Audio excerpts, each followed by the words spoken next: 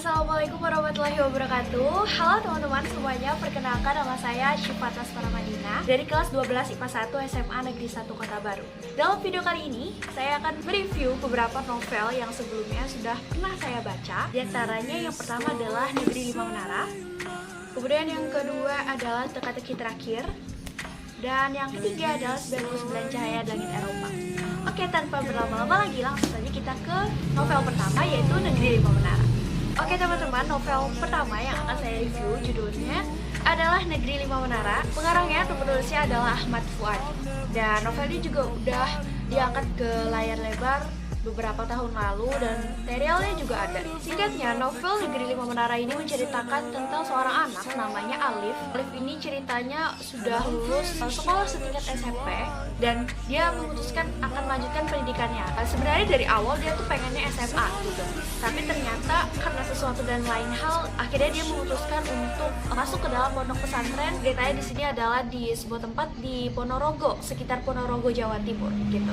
Di pondok pesantren itu akhirnya Alif memulai kisahnya yang baru, bertemu dengan teman-temannya yang akhirnya mereka menjadi dekat dan mereka punya mimpi yang besar gitu. Dan novel ini akhirnya menceritakan bagaimana usaha-usaha mereka, perjuangan-perjuangan mereka, apa saja tantangan yang mereka hadapi sampai akhirnya mereka semua bisa untuk mencapai mimpinya masing-masing. Secara keseluruhan novel ini tuh begitu memotivasi gitu siapapun yang membacanya, apalagi kalau dibaca oleh anak-anak muda gitu tuh, menjadikan mimpi mereka itu tidak hanya sekedar mimpi gitu, tapi bisa menjadi kenyataan. Banyak juga pelajaran yang kita dapat dari novel ini, mulai dari tentang persahabatan, tentang kerja keras mereka, bagaimana mereka begitu berusaha untuk mencapai mimpi-mimpi mereka. Secara keseluruhan, Alif dan teman-temannya ini merupakan sosok yang sangat inspiratif gitu, sosok yang patut dicontoh lah untuk anak-anak di zaman sekarang, apalagi remaja-remaja dan anak-anak muda. Novel ini juga punya sihir, sebenarnya bukan sihir, tapi punya suatu kata-kata mutiara atau kata-kata motivasi yang sangat kental gitu dari awal sampai akhir novel. Kalimatnya adalah manjada wajada, atau barang siapa yang bersungguh-sungguh dia akan berhasil. Nah, kalimat motivasi ini jualah yang akhirnya membuat Alif dan teman-temannya juga tetap berusaha, tetap termotivasi untuk dapat mewujudkan mimpi-mimpi mereka. Oke, itu tadi dia dari novel pertama. Sekarang kita lanjut ke novel yang kedua. Novel kedua yang akan saya review judulnya adalah Teka-teki Terakhir.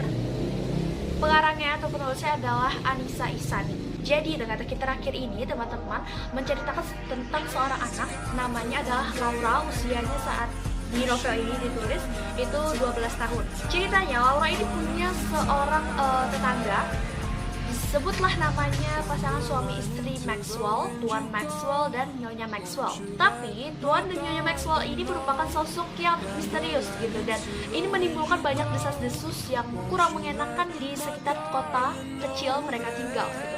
Ada yang bilang mereka penyihir, ada yang bilang mereka ilmuwan gila dan lain sebagainya. Dan Laura pun termakan desas-desus itu gitu. Suatu ketika Laura punya kesempatan untuk mengenal lebih dekat tentang suami istri pasangan Maxwell ini, dan ternyata mereka itu merupakan pasangan ilmuwan matematika yang sedang berusaha untuk memecahkan suatu persamaan matematika. Endingnya sedikit sedih sih, dan endingnya itu punya makna, punya pesan yang begitu dalam. Salah satunya yang paling jelas terlihat adalah jangan menilai orang lain dari perkataan atau desas-desus yang terdengar. Secara keseluruhan novel ini punya gaya bahasa yang mirip-mirip seperti novel terjemahan. Saya sendiri pun awalnya ketika baca novel ini berpikir mungkin penulisnya orang luar gitu ya, atau memang ini novel terjemahan gitu, tapi ternyata penulisnya adalah orang Indonesia asli. Dia punya gaya bahasa yang begitu ringan dan mudah dipahami, dan itu membuat kita semakin enjoy dalam membaca novel ini. Dengan alur yang ringan tapi kompleks, novel ini cocok sih untuk bacaan-bacaan ringan di waktu-waktu senggang. Oke teman-teman, kita sampai ke novel terakhir atau novel ketiga yang akan saya review pada video ini. Judulnya adalah 99 Cahaya Langit Eropa. Pengarangnya atau penulisnya adalah Hanum Salsabila Rais dan Tangga Almahendra. Mereka merupakan suami istri. Jadi novel ini juga menceritakan tentang mereka, si penulisnya, dan kebetulan novel ini juga kisah nyata yang mereka alami gitu. Mereka ceritanya yang tinggal di Wina, Austria. Di sela-sela kesibukan mereka di Wina, mereka memutuskan untuk traveling gitu, untuk mengelilingi Eropa. Dan di setiap babnya mereka selalu menemukan hal-hal baru, menemukan pengetahuan baru, pengalaman baru dengan orang-orang yang baru, dengan kisah yang sangat inspiratif.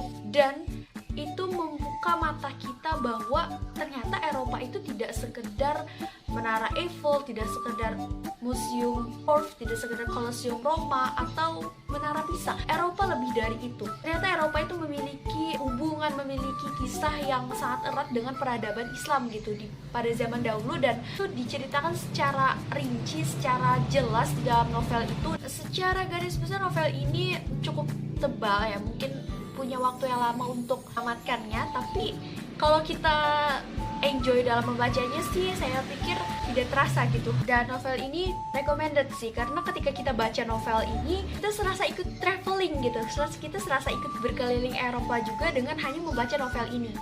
Kebetulan saya punya novel ini dari kelas 5 atau kelas 6 SD, dan beberapa kali juga pernah mendapatkannya. Dan sensasi ketika membacanya itu tidak berubah gitu, tetap terbawa rasa ikut traveling gitu.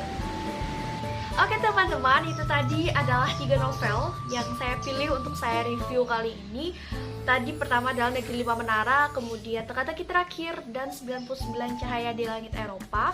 Masing-masing dari ketiga novel ini recommended sih untuk dibaca di waktu luang, karena punya alur cerita yang ringan tapi menarik dan memiliki banyak sekali pesan gitu yang tersampaikan dengan baik kepada kita. Terima kasih sudah menonton video ini sampai akhir, dan semoga ulasan-ulasan yang sudah saya berikan terhadap ketiga novel itu bisa bermanfaat untuk teman-teman semuanya.